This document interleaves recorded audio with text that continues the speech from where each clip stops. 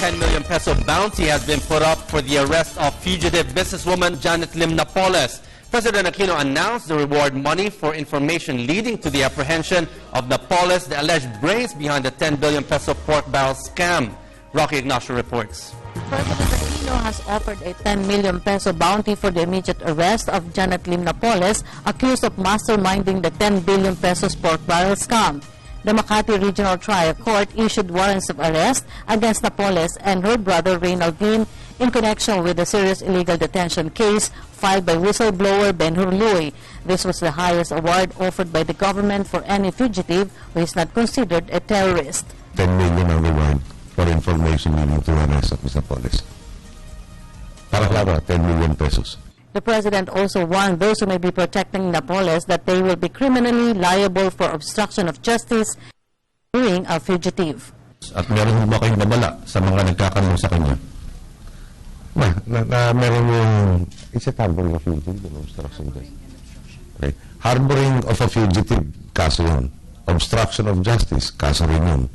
So yung babala, palagay ko naman yun, kung may gustong pag-iisip na kumukup sa kanya, dapat maalala to. At kung akala na titigilan namin paghahanap dito, nakakamali sila. At may reasonable confidence tayo na malapit-lapit na rin natin mahahabol yan, amongst others. President Aquino is lukewarm on the reports that Napoles may turn into a state witness. The President reiterated that Napoles should first face the allegations against her and her brother. Siguro, unang-una kailangan may warrant of arrest, ma-serve yung warrant of arrest, mapunta sa custody ng gobyerno ito si Mr. Napoles at humarap doon sa mga akusasyon laban sa kanya. Yung pagiging state witness, pag-aaralan yan, pero importante muna, may warrant of arrest, kailangan ma-serve na executive to warrant of arrest.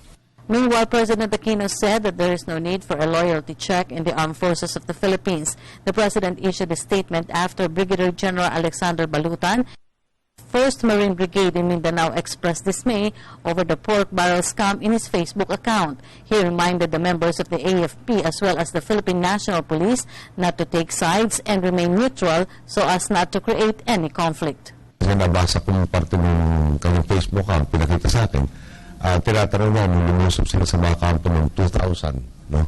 Namatayin siya, gano'ng karami na wala doon sa batalyon niya. At tinatanong niya kung bakit, kung saan napunta yung pondo sa dapat kaukulang kalalagyan na address yung mga social issues na nagkaroon ng, parang sa naging dahilan kung bakit nagkaroon ng pag-aalsa. So, agawin ko dun. No? Ito nga, Priority Development Assistance Fund, dati Countrywide Development Fund. Yung idea nito ay ma-equalize yung pagbibigay ng resources sa buong bansa. Tugunan yung mga sulong, yung pagkukulang sa bawat lugar. Sino naman dapat tumutong dun? Yung pag-divert nito sa maling mga paggamit. Kasama niya ako nabidismaya.